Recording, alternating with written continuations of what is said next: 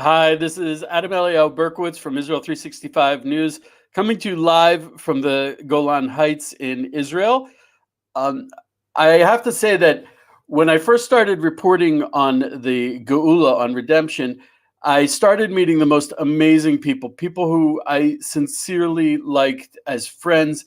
And I think that's really the way it should be. So my next guest is truly one of these people, a person I sincerely like, a person I respect immensely for his work. That would, of course, be Jim Barfield. Jim Barfield is doing what he calls the Copper Scroll Project. I'd like him to tell you about it because if I'll give over one incident that I saw. The Copper Scroll Project was written about by Shelley Neese in an amazing book called The Copper Scroll Project. That's how much I like the book. It's right here on my desk. And she was describing it to a gentleman from the Israeli government. And he said, that can't be true. That can't be true. So she took his cell phone, she pulled up Wikipedia and showed him the Copper Scroll in Wikipedia. Just that, the Copper Scroll. His jaw fell open. People just don't believe that there is such a thing as the Copper Scroll. And then when they see it, they can't believe that the entire world is not running after this thing. So, Jim, tell us about the Copper Scroll and how you got into it. I got into it. I started studying the Bible from a Jewish perspective years ago. And I got into the Dead Sea Scrolls. And once I got into the Dead Sea Scrolls, I met this gentleman by the name of Vendell Jones. He was the Copper Scroll guy back in the day. He has since passed away, but he gave me some information on it because I wasn't interested. I thought it was, it was a treasure map. I didn't care about the treasure. I wanted to learn the more spiritual and enlightening things. Well, I was very wrong. That Copper Scroll got some amazing information in it.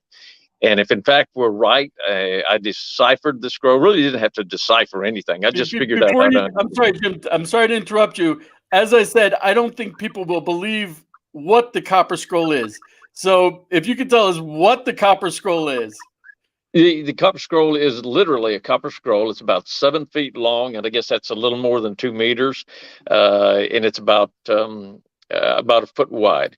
So it is a actual document where the people that wrote the Copper Scroll tapped the letters into it, the Hebrew letters, and they had to do it backwards so it would protrude out and you could read it from the opposite side.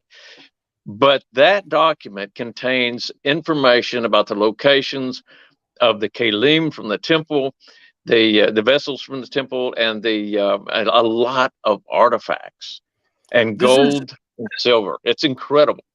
This is technically one of the Dead Sea Scrolls. Verifiably, it's actually in a museum in Jordan. It was discovered in 1952 near Qumran. And it is literally a shopping list of vessels from the temple and temple vestments, saying where they're hidden with precise directions, precise amounts, and gold and silver. And that's straight up what it is. And we have it. And it has precise directions. So where do you come in, Jim?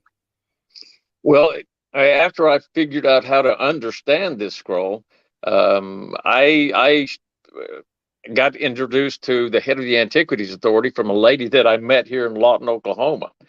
She knew him, and she then set up an appointment with him. I went to visit with Shuka Dorfman, and from there, it's history. He began to work with me. He thought I was a nut. I'll be real honest with you. He thought I was a nut. But his wife, Talma, and one of my buddies sat down, and I showed him my research, and he was blown away. He set up a meeting with the heads of the West Bank Antiquities. I want to point out at this point, Jim seems like an unlikely candidate to decipher this incredible find, this archaeological document that would lead us right to the spots where the temple kelim the temple vessels are hidden, and the gold and silver and the vestments. But Jim was an arson investigator, if I'm not mistaken. Yes, I did a arson career-long arson investigator, and you were also an Army helicopter pilot. Yes, I was.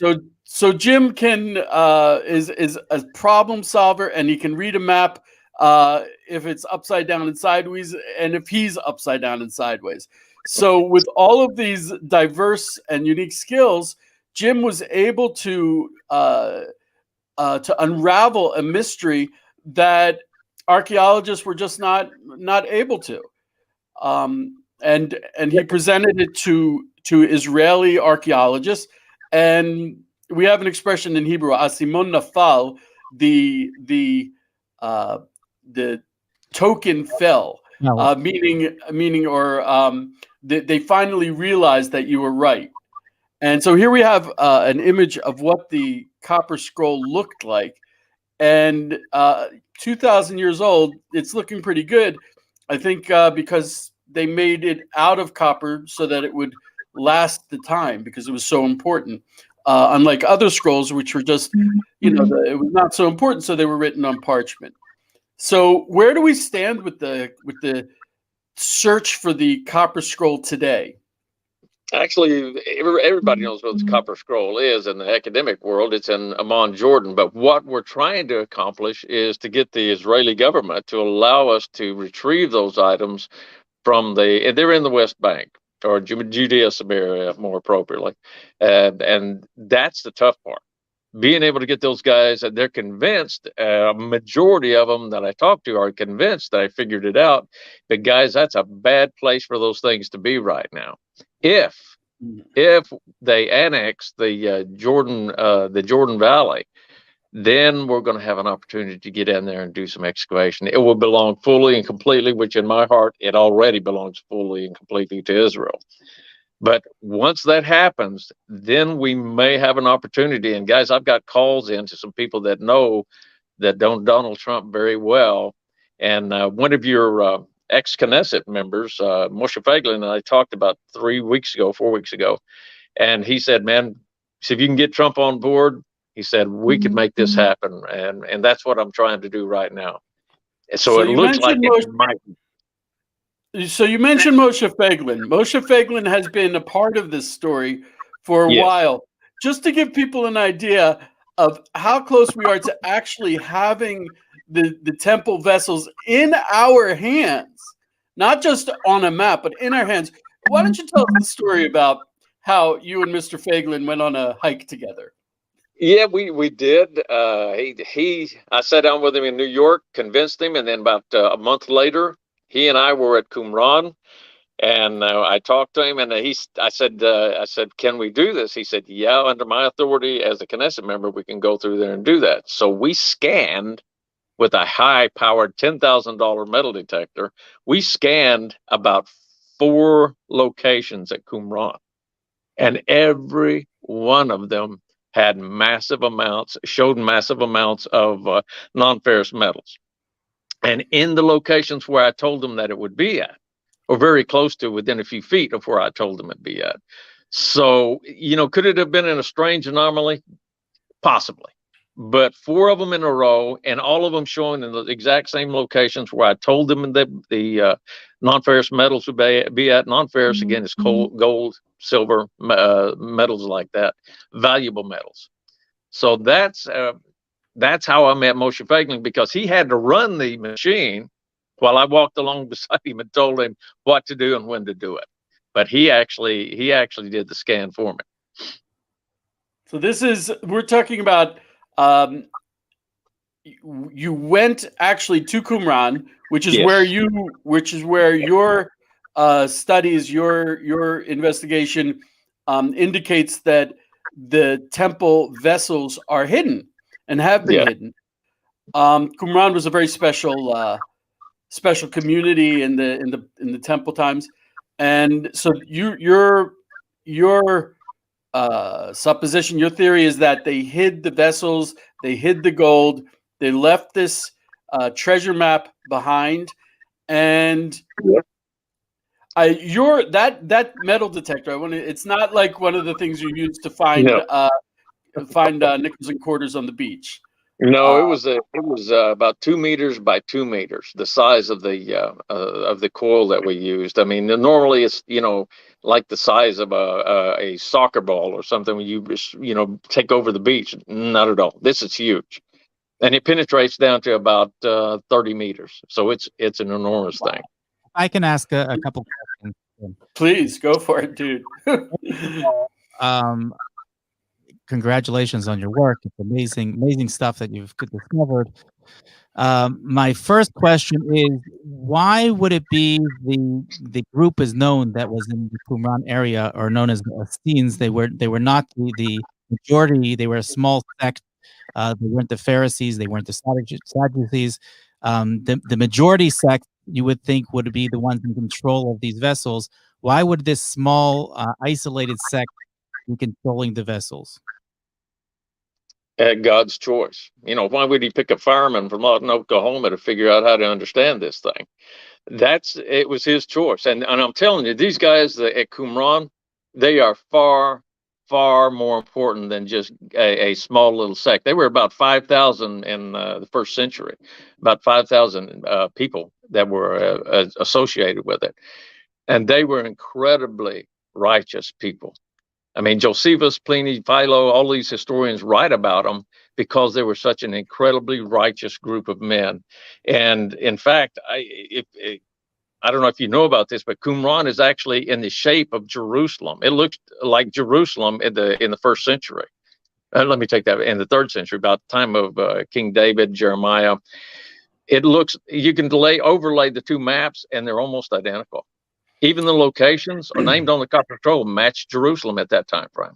Which vessels are we talking about, and why is it important to find the vessels, especially considering the fact that the Temple Institute has recreated all of the vessels, and we can use the new vessels? Why do we need to find the old original ones? It's not just the vessels. You're talking about other ancient artifacts, and in fact, if the copper scroll is correct, even and Second Maccabees, it says that Jeremiah placed the tabernacle itself, the tabernacle of Moses, inside of that cave, along with some very important biblical artifacts, and I believe that the halal, or I believe that's what it's called, the ashes of the red heifer, the jar that contains that, are in that cave as well, and they have to have that if they're going to use these items, and they got to clean them. With the ashes, all of them has to be cleaned before they're actually used. So that's why. Now, why they picked the Essenes? They were a beautifully righteous group. If I can take a hit at this, why exactly the Qumran for hiding these things? I'm not sure exactly why, but Vendell Jones, who you mentioned as one of your teachers, he began to dig at Qumran, and he found there a small vessel full of what we call shemen afarsimon, the persimmon oil, small vessel that was verified by the Israel Antiquities Authority as persimmon oil. Really amazing, and that was found at Qumran. But just to show you how crazy these stories can get, Vendel also found several tons of aromatic dust in his cistern that, when they analyzed it, they realized it had 11 components. What I'm hinting at is he found a rather large storehouse of the aromatic spices, the incense, for the temple. And these aromatic spices, the incense, you're talking several tons. That's an astounding find. And he found this in Qumran as well. But because it's so problematic, and one of the reasons why the Israeli government is not helping you, I think there are two reasons. One is, as you said, it's still considered, according to international law, occupied territories, and anything that's found there will be contested. The Palestinians will claim it. Jordan will claim it, especially if we're talking about serious money, serious gold and silver. But he found several tons of incense that the Israeli Antiquities Authority, despite the fact that it was scientifically shown to have the correct 11 ingredients, they refused to certify it. And that massive amount, tons of incense, is actually sitting in someone's basement. They have problems storing it just because they don't want to admit that it's there. Because if it is, it's a problem, because as long as we don't have these vessels, the vestments, as long as we don't have the incense, as long as there's this political situation, well, we don't need that. We don't have to do anything about the temple. We're not required. But as soon as we have the ability, well, the requirement kicks in. And that's big problems for the political system right now. If all of a sudden Jews who really, we have no choice. If we have tefillin, we have to put on tefillin. If it's Friday evening, it's Shabbos. We don't choose. So this would make the requirement kick in. We would say, look, I got no choice. And now the Israeli government has no choice. So these things they don't want to help Jim. They don't want to even open the door for Jim. They would rather the door stayed shut. This story has been going on for 16 years, 14 years. Hanukkah was 14 years. Right. 14 years Jim's been working on this. And we've seen, I highly recommend reading the Copper Scroll Project. I highly recommend going to his website, the Copper Scroll Project. This story goes in and out, back and forth. The Israeli government saying, sure. Oh, wait a second. No. The Israeli Antiquities Authority, they really don't want to deal with Jim, because if Jim is right, as it seems to be, that's a problem for them. So I think that's where we come into the problems. So Jim, there's a lot to be said about the Copper Scroll Project. Oh my goodness! Yeah. I've seen crowds sitting with their mouths open for an hour listening to the story of the Copper Scroll Project. I'll give links to the article. What I really want to ask Jim is, why would non-Jews care? We're talking about bringing back the Second Temple vestments, and vessels, which would be nice for archaeology, but you would think that for non-Jews it has no spiritual value, no spiritual import, no practical implications. Could you tell me, why would non-Jews care about the Copper Scroll Project? There are many non-Jews that absolutely care about it, and they want to see these things uncovered and brought forth, and restoration of the temple services. It's important because we know that will be the time of the coming of the Messiah. That will be the time that our grandchildren and children will be able to live in peace. And I know there's going to be some difficult times before that, but we want our children to grow up in a world of peace under a righteous king, and that would be the one we call the Messiah. And that's why we're so excited and so interested, and I am absolutely dedicated to seeing this come to fruition. I believe it's incredibly important, not just to my Jewish brothers, but to all the world. So yes, I do want to see this happen, and it's going to happen at some point, and I think very soon. God willing. And also, I think of people, Jewish and non-Jewish, I think they misunderstand the temple. And as a result, I think they also misunderstand Israel. Mm-hmm. The temple was not like a synagogue. It was not a place where Jews went to pray.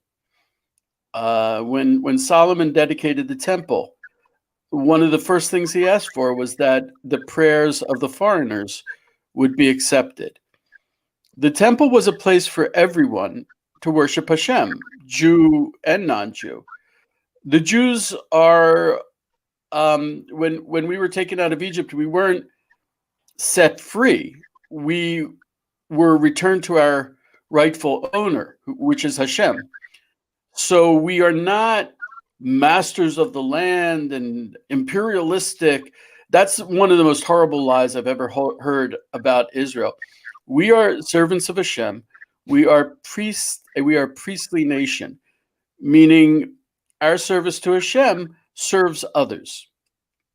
Just as the priest brings the sacrifice for the common person, the Jews should act as the intermediary between the nations and the temple.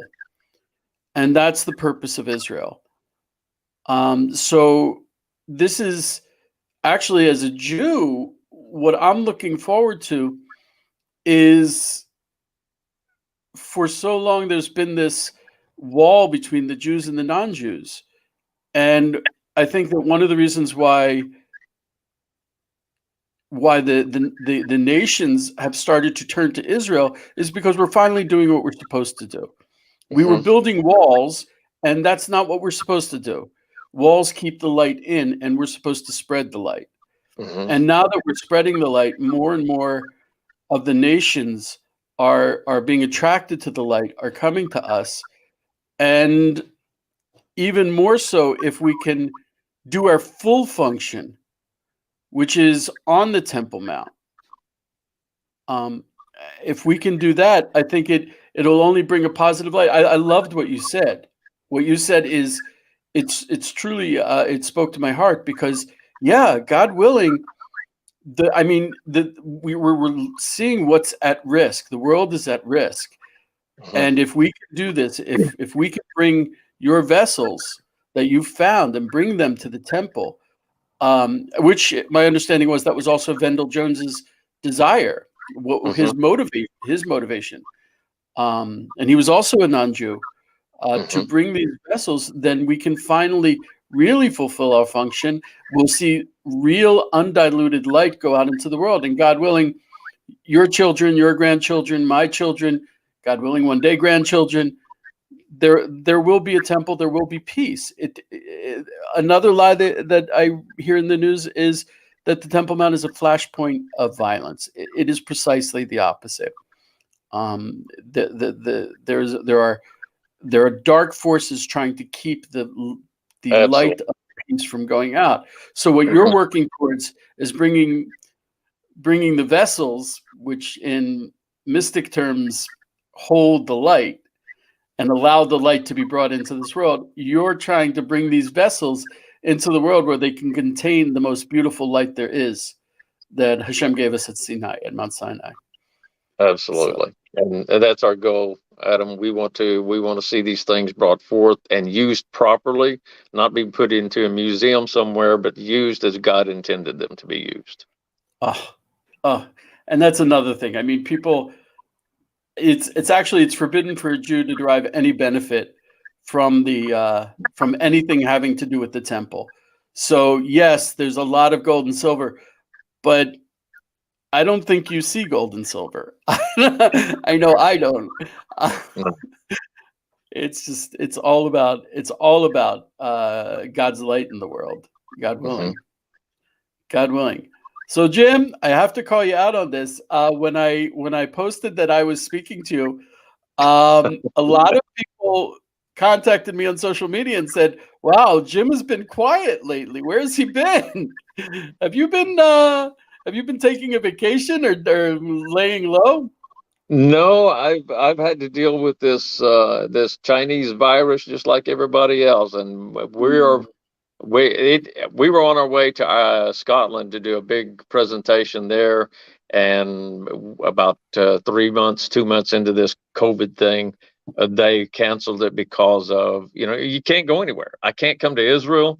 There's too many restrictions right now. I just can't get over there. There's things that I need to be doing in Israel.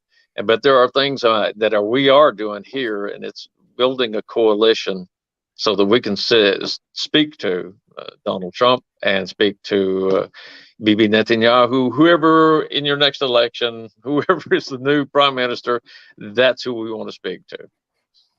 So there's a lot going on. Some people are a little bit incredulous about what we're speaking about. This is one of the comments asking, so you guys are saying, let's continue the human sacrifice after building the third temple in the 21st century. Wake up. Clearly there were never human sacrifices in the temple, but oh my God. No, there were never human sacrifices. And every day that, let's say that here in the United States, every time they have Thanksgiving, they're in some way, shape, or form could perform a sacrifice, because ask that turkey if it's not a sacrifice for him to be, cooked and put over on a table, and offer prayers being offered up. So no, there's more to that story. That's far more than what we can talk about in the time frame we have allowed. But that's not what's going to happen. I promise you. I want to point out that there are a lot of beliefs in the Jewish world and in the non-Jewish world about the temple. A lot of false beliefs. Later on the week, I'll be speaking to a gentleman named John Enerson. John is a Christian theology student, and there's a concept in Christianity. I'll be speaking to John on Wednesday. There's a concept of the Church of the Antichrist, and I'm not being disparaging in any way to Christianity, God forbid, but it's a concept that we absolutely do not have in Judaism. So John is going to come on and explain that, and that is the big subject that it'll take at least one other meeting to talk about. But there are a lot of beliefs and wrong beliefs and correct beliefs. Also in Judaism, a lot of Jews do not understand the temple because we haven't seen it for 2,000 years. So when you approach the subject of the temple, that's one of the reasons I wanted to hear from Jim. You're learning something new that hasn't been in the world for 2,000 years. You have to be with an open mind, and you're learning a new subject, and you have to learn it from the beginning to the end properly. So I think what Jim said is he's been studying it. What he said is accurate. Jim, do you still address groups virtually? Yes, I do. Pretty fresh. Okay, And I'd highly recommend speaking to Jim directly in a group, challenging him. He's very good at answering questions. He's answered a lot of mine. I have a question for Jim. There you go. Okay. Sure. So many people are not aware, perhaps, that Wendell Jones, who was Jim's mentor, was also what inspired the movie Indiana Jones. And the real vessel that I personally am most curious about, and that is because it is the only vessel that cannot be reproduced, is the Ark of the Covenant. That is the Ark that had the first tablets that Moses brought down from Mount Sinai and were broken, and the second tablets that were brought down, and therefore it cannot be replaced. It's not something that's replaceable like the other vessels are. So what do the Copper Scrolls have to say about the Ark of the Covenant? The Copper Scroll doesn't say anything about the Ark of the Covenant except for this. It does mention the ephod, the high priest's breastplate. It's actually named on the Copper Scroll, and it also says in the last location, there's 57 locations, it says that all the treasures of the house, the treasures of the house are not gold and silver. The treasures of the house are the kalim, are the items that were inside the tabernacle and the temple and the tabernacle itself. And that's mentioned in Second Maccabees. Just read Second Maccabees, second chapter, and you'll see what Jeremiah, and I absolutely believe that Jeremiah is involved in this. He took the items, or he had them take the items and place them inside of a cave that is about 400 meters or less from Qumran, the ruins. Now, you keep talking about Vendel finding stuff at the Qumran. People have to understand what he found was about almost a mile away from the ruins of Qumran. Everything that is at Qumran is buried under the ground, and that's how I figured out this Copper Scroll. Is these items were right there within the ruins of Qumran, not scattered all over Jerusalem, not all scattered all over Israel. They're right there, and the possibility that the Ark of the Covenant is there is high. It is very high. Let me just, for those that are not aware, we have a Talmudic tradition about the Ark of the Covenant, that it was put into hiding 30 years before the destruction of the first temple. So it wasn't around in the times of Jeremiah. And the whole entire time of the second temple was not in its proper place. It was already in hiding. So that perhaps that's why the Copper Scrolls don't mention it, because it was already missing by that point. Well, it actually happened during King Josiah's time frame that they hid these things, hid the Ark of the Covenant, and I believe that King Solomon made arrangements for these things to be hidden away. And in ancient scriptures, or not scriptures, but writings from the Jewish people, there are wonderful stories, and even called this cave that I'm talking about. They called it the Cave of Treasures. Now, that's well before these writings were written about, well before the Copper Scroll even came into existence. So, is it at Qumran? I'm going to say it's very, very probable. But until we actually open the cave up, and because the entire cave is sealed, it's covered with dirt. We actually started digging there, and we got down so far, and the archaeologists got a phone call, and they shut us down immediately.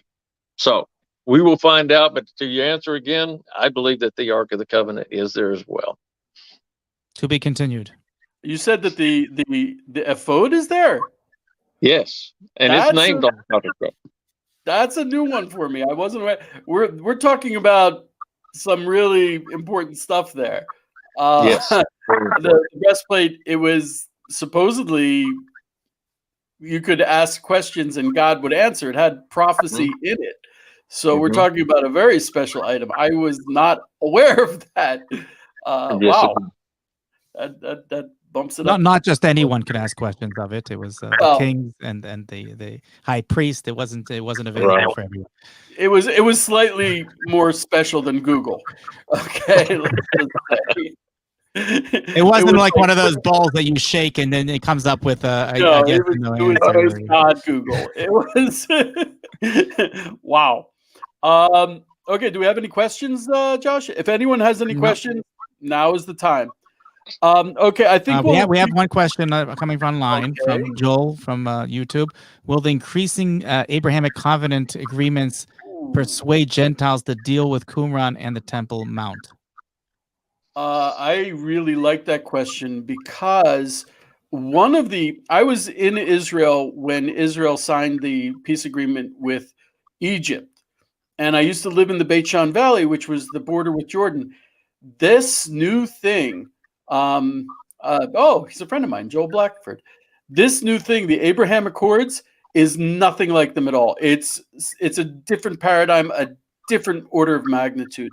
We're seeing a social connection based on values, and we are beginning to see a spiritual connection with the Bnei Ishmael, the Ishmaelites, and I think that they are interested in going to the Temple Mount.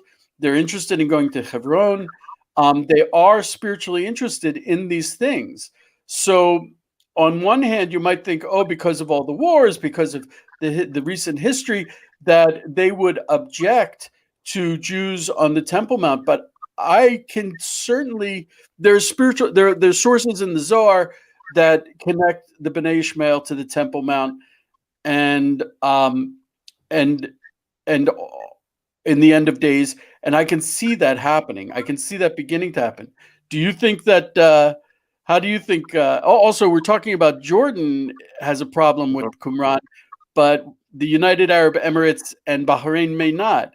Do you see this as you mentioned peace when you said that the temple vessels will bring peace, an era of peace? Did you mean including taking the Abraham Accords further?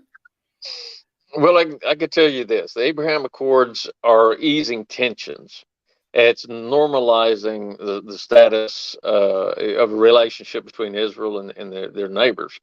That could help with the bringing forth of these items, because the opposition is obviously Muslim. They're opposing any regathering and regaining of land that they once owned. That's a big no-no to them. Well, I'm sorry. With all due respect to them, that land will and is going to belong to, and does belong to, in my opinion, Israel. So once the easing of the conflicts, the hard feelings, that could make it possible for them to annex the Jordan Valley. That's what I'm looking at. I want to point out the link that Josh just put up. CopperScrollProject.com is your website. and you can contact Jim through the website. I highly recommend looking there. Like I said, the main thing about the Copper Scroll Project is people don't understand that it exists. It's just too big to wrap your heads around, and it does exist much bigger than people realize. This is a paradigm shift. One of the horrible lies. There are a lot of horrible lies surrounding the temple. Also in Christianity, something we touched on and we'll discuss more, but also in Islam. And Islam is not monolithic. When you talk about the Temple Mount being holy to Islam, if you say all of Islam, you're lying.